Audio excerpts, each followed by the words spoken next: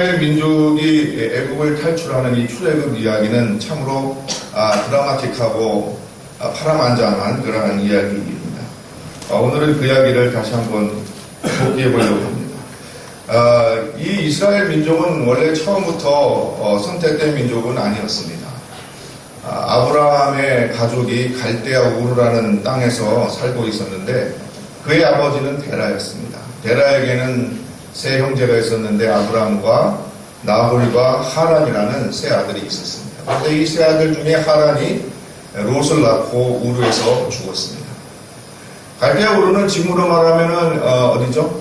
이라크 바그다드 밑에 있는 그러한 도시였습니다. 그래서 아람족 속에 해당되는 그러한 족보를 가지고 있습니다. 어쨌든 이 데라의 가족 중에서 하란만 롯을 낳고 거기서 죽고 데라의 가족이 거기서 출발해서 하란, 지명 이름이 똑같이 하란인데 하란이라는 곳으로 이주를 하게 됩니다.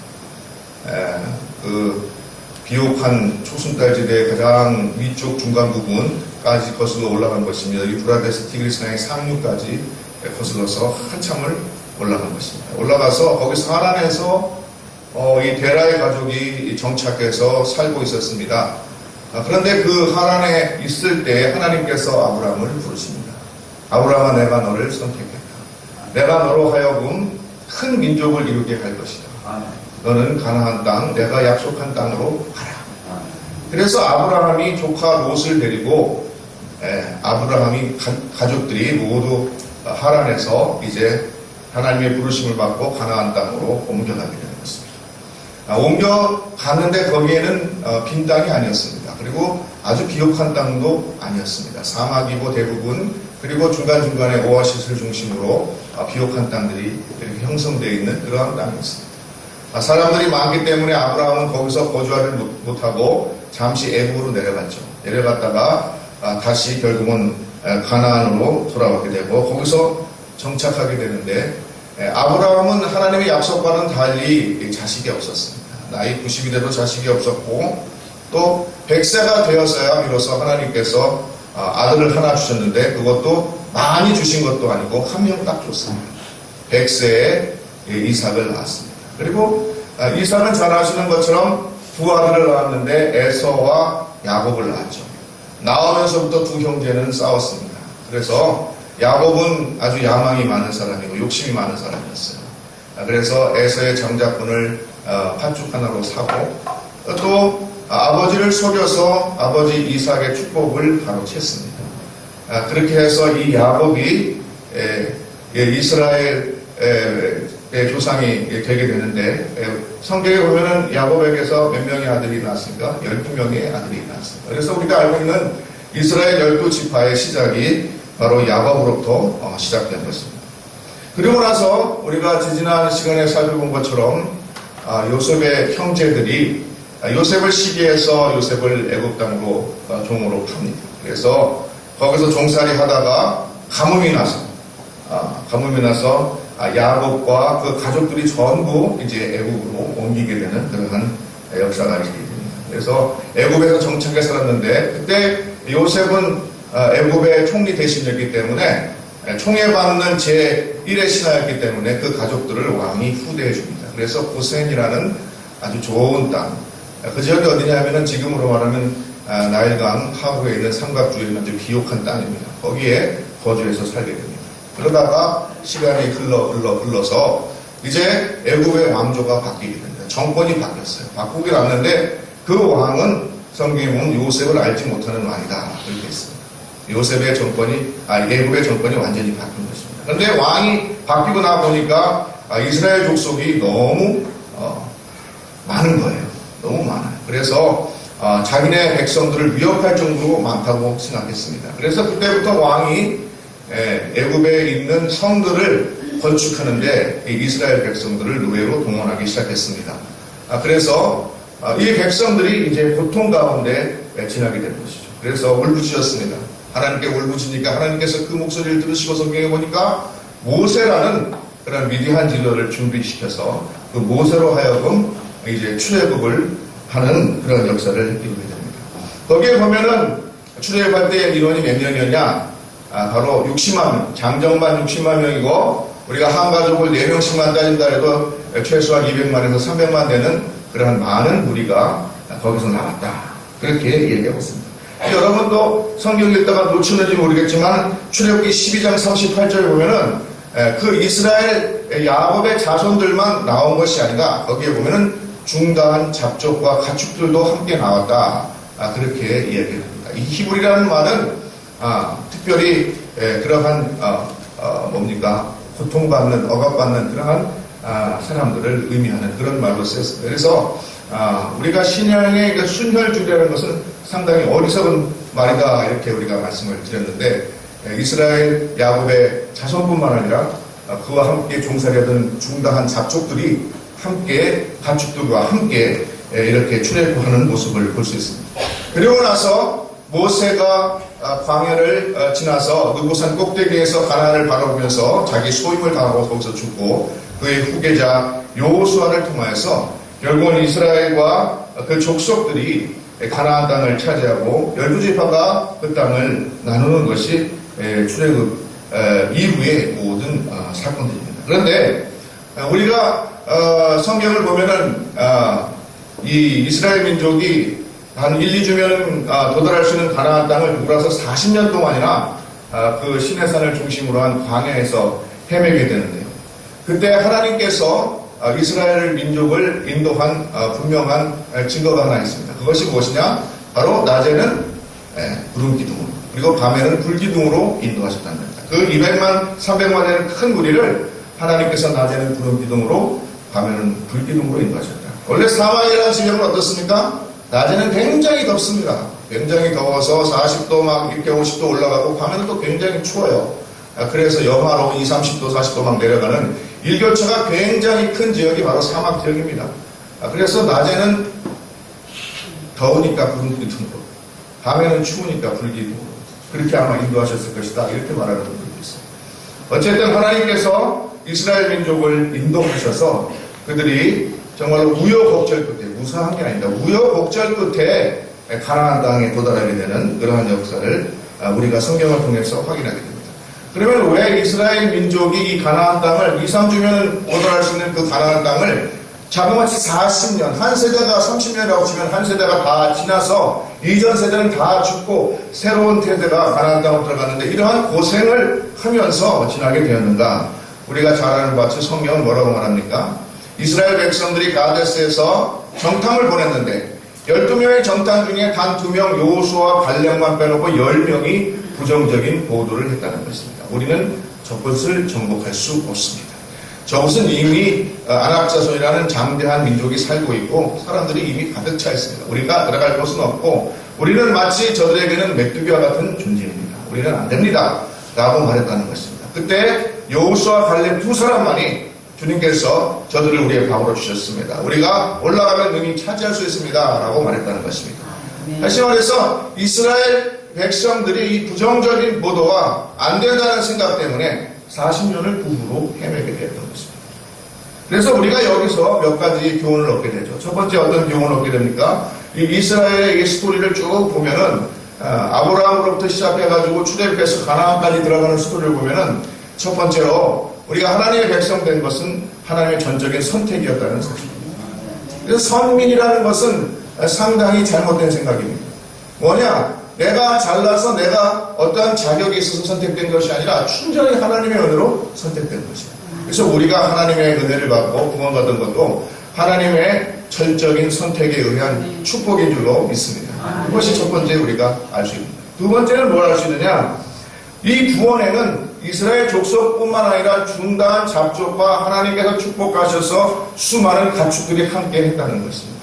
그래서 이 구원이라는 것은 하나님의 구원이라는 것은 어디에 이렇게 매여 있는 것이 아니고 온 민족을 향하여서 있다는 것입니다. 그래서 성경도 뭐라고 말합니까?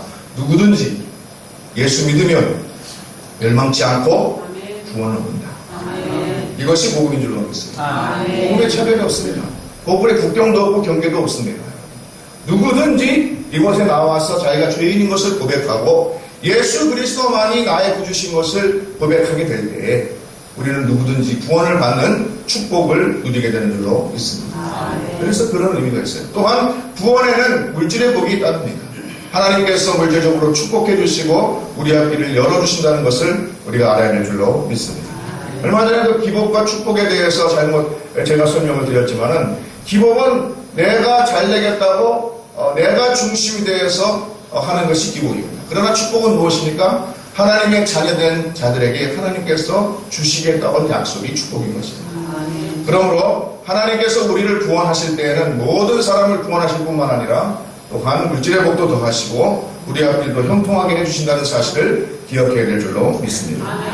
세 번째는 무엇입니까? 바로 하나님께서 인도해 주셔야 우리의 삶이 형통한다는 사실입니다. 하나님께서 인도해 주셔야지 우리가 바로 신앙생활을 할 수 있다는 사실입니다. 마치 이스라엘 백성들을 구름 기둥과 불 기둥으로 날마다 인도하시고 그리고 만나와 메추라기를 일용할 양식을 날마다 공급해 주신 것처럼 우리는 날마다 하나님의 은혜로 하나님께서 인도하시는 그 발걸음을 따라서 살아갈 때 성공하는 신앙생활 되는 줄로 믿습니다. 하나님께서 인도해 주셔야 돼요. 거룩한 영, 성령의 충만하심이 필요한 것입니다. 오늘날 성령께서는 우리에게 말씀하십니다. 너는 내게 돌아오라. 내가 너를 인도하겠고 내가 너를 하나님의 나라 영원한 축복을 너에게 부어준다고 말하고 있는 것입니다. 구약시대에 구름기둥과 불기둥으로 인도했다면 오늘날 시대에는 성령께서 우리를 인도해 주십니다. 그래서 성령의 충만함을 받는 것이 얼마나 중요한 일인지 알 수가 없습니다. 우리가 거룩한 영의 지배를 받을 때 바로 우리가 판단할 수 있고 바로 살 수 있는 것입니다. 네 번째는 어떤 의미가 있느냐? 부정적인 생각하고는 안 된다는 것입니다. 우리가 아무리 힘들고 고통스럽고 어려운 난관이 앞에 있더라도 우리는 항상 주님께서 주시는 생각, 긍정적인 생각을 해야 됩니다. 그러한 사람들이 바로 이 고난과 난관을 뚫고 이겨내는 그러한 성도들이 될 줄로 믿습니다. 오늘날 우리나라에도 얼마나 힘든 일이 지금 발생하고 있습니까? 여러분이 잘 아시는 것처럼 굉장히 어려운 난국에 지금 봉착해 있습니다. 이때 많은 사람들은 힘들어하고 고통스러워하고 원망하고 화살을 밖으로 돌리기에 마련입니다. 그러나 이럴 때라도 우리는 하나님께서 주시는 생각, 하나님께서 우리가 할 수 있고 능히 이겨나갈 수 있다는 그런 긍정적인 마인드를 가지고 이 어려움을 이겨내야 될 줄로 믿습니다. 패배주의에 빠져서는 안 되는 것입니다. 우리가 안 된다는 생각 속에서 빠져 있으면 우리는 영원히 안 되고 우리는 멸망길로 가게 되어 있는 것입니다. 그러나 그럴 때일수록 성령께서 나를 인도하여 주셔서 우리가 가는 길로 갈 수 있도록 인도하여 주시옵소서. 우리 교회가, 우리 나라가, 또 여러분의 삶이 바른 길로 인도될 수 있도록 성령의 조명하심과 인도하심을 기대하시고 기도하는 저와 여러분이 되어야 될 줄로 믿습니다.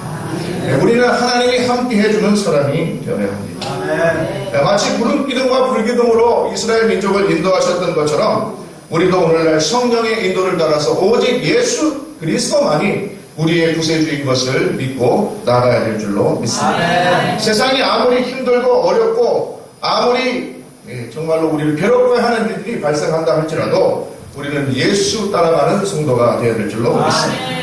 우리는 성령의 인도 따라 가는 성도가 되어야 될 줄로 믿습니다. 그것이 우리가 난관을 이기는 방법인 것입니다. 국가적으로 얼마나 힘든 일이 있더라도 여러분 개인적으로 혹은 우리 교회가 혹은 이 땅의 모든 사람들이 힘든 일을 당한다 할지라도 우리는 다시금 일어나서 성령 따라서 이 어려움을 이겨나갑시다. 이렇게 말하는 교회가 되어야 될 줄로 믿습니다. 거기에 머물러서 있어서는 안 되는 것입니다. 오늘 본문을 보면 사도 바울은 우리에게 빚진 자다 그렇게 얘기를 하고 있습니다. 무슨 빚을 졌느냐? 바로 하나님께서 우리를 그의 은혜로 전적으로 택하셔서 우리를 구원하신 은혜, 예수 그리스도의 보혈의 공로로 우리를 구원하신 그 은혜에 빚을 졌다 그렇게 말하는 것입니다. 그런데 이 빚을 진 우리가 하나님으로부터 요구하는 것이 무엇이냐? 오늘 말씀을 보면 너희가 죄의 길에서 떠나야 한다라는 것입니다. 바로 하나님께서 우리에게 원하시는 것은 무엇이냐? 첫 번째로 죄의 길에서 떠나는 것인 줄로 믿습니다. 여러분, 우리는 죄의 자리에 앉지 말아야 됩니다. 부정적인 생각에 주저앉아서는 안 되는 것입니다. 패배주의적인 생각에 주저앉아서는 안 되는 것입니다. 비록 현실이 그렇다 할지라도 그것과는 별개의 문제인 것입니다. 우리가 비판을 한다 할지라도 그 비판에 매여 있으면 안 되는 것입니다. 그것을 딛고 일어나서 다시 하나님의 나라를 향하여서 한 걸음 한 걸음 나아가는 성도들이 되어야 될 줄로 믿습니다. 그러려면 어떻게 됩니까? 바로 죄의 길에서 벗어나야 되는 것입니다. 죄를 멀리해야 되는 것입니다. 우리는 죄의 자리에 가까이 가서는 안 되는 것입니다. 여러분, 성령의 인도하심을 받는 사람들은 죄의 자리에 서지 아니하고 오만한 자리에 서지 아니하고 오직 하나님께서 원하시는 선한 길로 다시 방향을 틀어서 가는 사람들인 줄로 믿습니다. 그것이 성령이 함께하는 사람들입니다. 성령이 함께하면 죄의 자리가 싫어집니다. 왠지 죄의 자리에 서게 되면 내가 못할 것 같은 그러한 마음이 들게 되는 것입니다. 내가 남을 미워하거나 내가 남을 증오하는 말을 하거나 혹은 나의 언어가 혹시 나쁜 말을 막 해댈 때 거기에서 성령께서 역사하시는 사람은 이래서는 안 되구나 라는 사실을 다시 한번 깨닫게 된다는 것입니다. 그래서 자꾸 악한 길에서 선한 길로 돌이키려는 마음이 여러분들에게 있을 때 성령께서 그 안에 역사하고 계신 줄로 믿습니다. 그래서 주님께서는 오늘 요구하십니다. 너희들은 죄의 길에서 떠나라. 죄의 길에서 떠나라. 여러분, 죄의 길에서 떠나시는 여러분들 되시기를 주의 이름으로 축복드립니다. 죄의 자리에 앉지 마시기를 주의 이름으로 축복드립니다. 부정적인 생각, 나쁜 생각, 악한 생각 하지 마시기를 바랍니다. 그것을 피하고 오직 하나님께서 원하시는 선한 생각으로 여러분의 마음과 영혼을 채우시는 주의 축복이 있기를 바랍니다. 에베소서 4장 30절에 말씀하신 대로 성령께서는 우리를 위해서 근심하십니다. 성령께서 근심하는 일을 하지 마시기를 바랍니다. 성령께서 기뻐하시는 일을 힘쓰는 자들 되시기를 바랍니다. 하나님을 가까이 하시기 바랍니다. 죄를 멀리 하시기 바랍니다. 그것이 하나님께서 우리에게 요구하시는 첫 번째 사랑인 것입니다. 두 번째로 보면은 성령의 인도함을 받는 사람은 14절에 보니까 하나님의 자녀라 일컬음을 받는다 그렇게 말했습니다. 하나님의 자녀라 일컬음을 받는다. 이것은 바로 우리가 하나님을 아버지로 고백한다는 의미를 가지고 있습니다. 내가 아버지라고 고백할 수 있는 그러한 축복이 여러분들에게 있기를 주의 이름으로 축복드립니다. 아무에게나 이런 축복이 일어나지 않습니다. 아무리 믿고 싶어도 아무리 고백하고 싶어도 하나님께서 나의 아버지이심이 고백되지 않는 것입니다. 그러나 성령이 임하시면 비로소 내가 주인인 것을 깨닫고 하나님이 나의 아버지이신 것을 깨닫고 주 앞으로 방향을 돌리는 줄로 믿습니다. 여러분, 이러한 고백이 여러분들에게 축복인 것을 아시기를 바랍니다. 하나님의 이름을 부르는 자는 구원을 얻으리라. 여러분, 하나님의 이름을 날마다 부르시는 여러분 되시기를 주의 이름으로 축복드립니다. 성령이 그 안에서 역사하시는 것을 여러분 깨달으시기를 바랍니다. 성령이 우리에게 역사하시면 죄에서 떠나서 하나님을 발견하고 하나님을 아버지라고 부르고 하나님의 말씀을 따라서 가는 축복이 임하게 되는 줄로 믿습니다. 사도 바울은 성령이 우리를 위하여서 증거한다 그렇게 말하고 있습니다.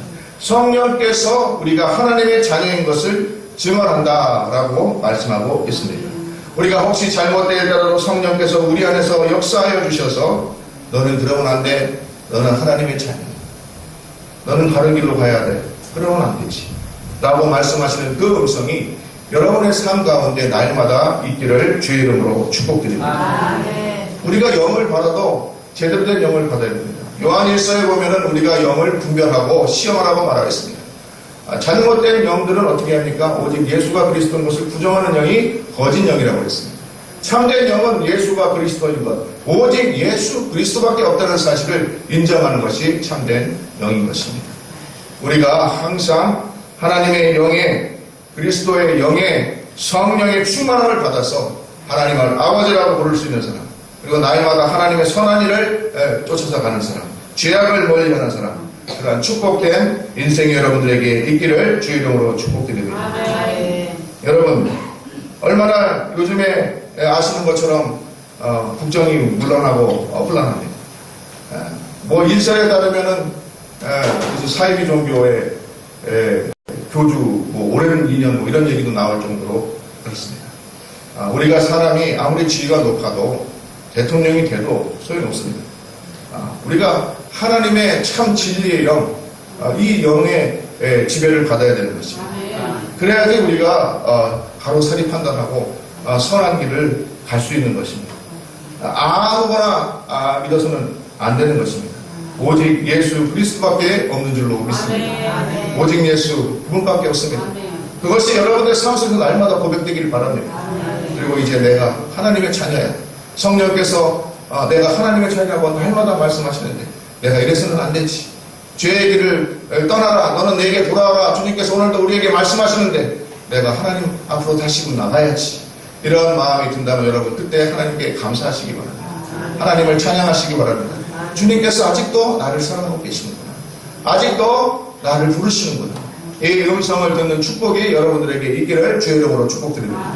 오늘 장로님도 기도 시간에 기도를 하셨지만은 오늘날 우리나라에 이러한 사태가 벌어진 것도 하나님께서 다시 부르시는 음성이라고 믿습니다. 하나님께서 이민족을 향하여서 부르십니다. 너희들이 죄의 길에서 떠나서 의의 길로 돌아서라. 내가 세상 죄악에서 떠나서 하나님 앞에 돌아오라. 성령께서 인도하시는 그러한 능력을 여러분 믿으시기를 주의 이름으로 축복드립니다. 우리 개인의 인생사뿐만 아니라 세상사도 나라도 하나님께서 인도하여 주시면 형통하여 준 줄로 믿습니다. 하나님께서 인도할 때 이 나라가 바로 서는 줄로 믿습니다. 우리가 이것을 위하여 기도해야 될 줄로 믿습니다. 사도 바울은 우리가 자녀이면 상속자라고 말합니다. 우리는 하나님의 상속자들입니다. 그런데 상속을 받으려면 뭡니까? 고난도 따를 것임을 우리 주님께서 말씀하고 있습니다. 너희는 상속자 고난 하나님의 상속자여 그리스도와 함께 상속자이니 우리가 그와 함께 영광을 받기 위하여는 고난도 함께 받을 것이다. 여러분 그리스도께서 우리를 위하여서 고난을 당하셨어요. 십자가의 고난을 당하셨습니다. 그러므로 우리가 세상을 살아가는 동안 고난을 당하는 것을 두려워해서는 안 됩니다. 여러분 우리가 문제를 해결해달라 이렇게 기도를 하지만 사실은 정확한 기도는 아닙니다. 우리 인생 가운데에는 항상 문제가 있기 마련입니다. 그러나 이러한 문제들을 우리가 성령의 인도하심을 따라서 능히 이겨낼 수 있도록 능히 이 어려움을 뚫고 나갈 수 있도록 주여 우리에게 능력을 주시옵소서. 기도해야 될 줄로 믿습니다. 그것은 우리의 개인 인생사도 그렇고 우리의 가정사도 그렇고 우리 교회 문제도 그렇고 이 나라의 문제도 그렇고 세계의 문제도 그렇습니다. 하나님께서 온 세상을 다스리십니다. 그러므로 우리가 바라봐야 할 분은 하나님인 것입니다. 오직 하나님께 의지하여서 성령의 충만함을 받아서 우리가 제약길을 떠나서 하나님의 길로 갈 때 주님께서는 우리를 다시 축복의 길로 인도하여 주실 줄로 믿습니다. 여러분 전쟁에 참여한 부인요 얼마나 전쟁에서 입었던 상처에 대해서 자랑하는지 모릅니다. 저도 군대 생활을 했는데 다 하셨죠? 저만 했나요? 여자분들은 안 하시고 하는데 옛날에는 지금 뭐라 그러는 주임상사라고 그러는데 이 상사가 있었어요. 이 양반이 실수하면 저한테 와서 월남전쟁이에요. 결혼을 수차인데 맨날 월남전쟁. 그래서 월남에서 뭐 해야 했더니 식사당 머리 깎는 거 이러고 하셨던 거예요. 그런데 그때 상처 영광을 갖다가 꽉 자랑하시더라고요. 왜 자랑합니까? 그때 그 상처가 즐겁기 때문이었겠습니까? 그때 그 고통이 즐거웠겠습니까?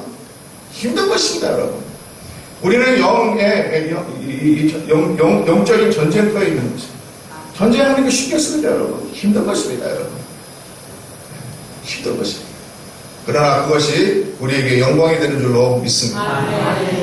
주님께서는 우리에게 이 영적 전쟁에서 승리하라고 말씀하십니다. 그런데 이 영적 전쟁에서 승리하려면 어떻게 되냐? 성령의 붙들림 받는 사람이 돼야 된다. 그렇게 말하는 것입니다.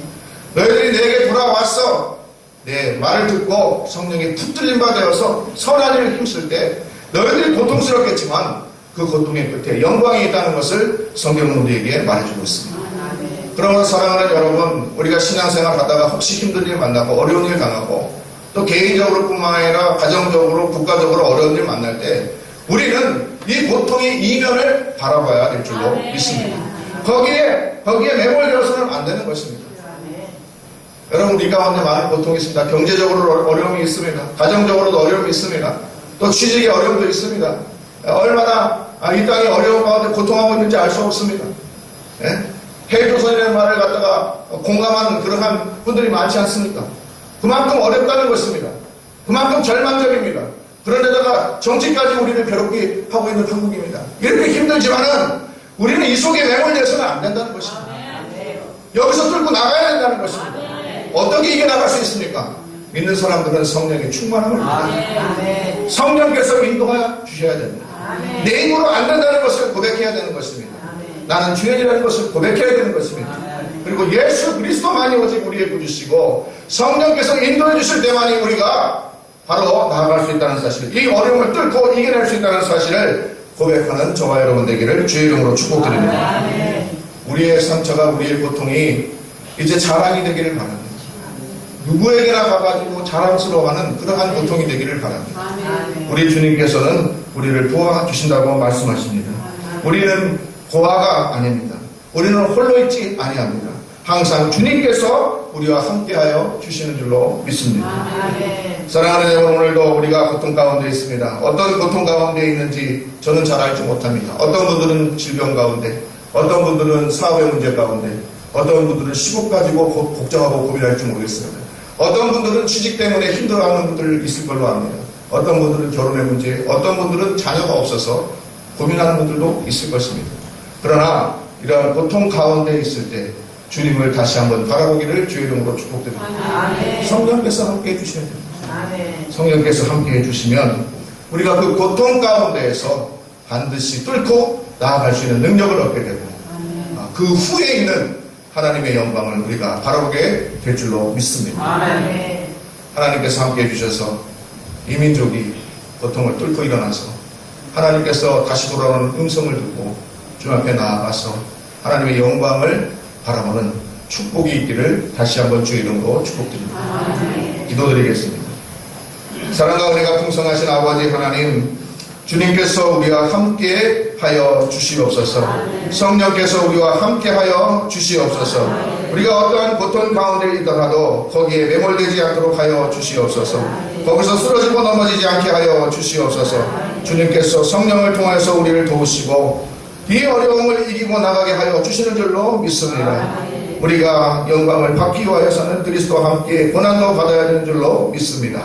성령이 이 자리에 함께 하사 각 사람 영혼에 함께 하사 축사하사 이제부터 영혼까지 동행하여 주시고 우리가 언제든지 어려움 만나도 이기고 승리하는 영적 전쟁의 승리자들 될 수 있도록 축복하여 주옵소서. 예수 그리스도의 이름으로 간절히 기도드렸사옵나이다.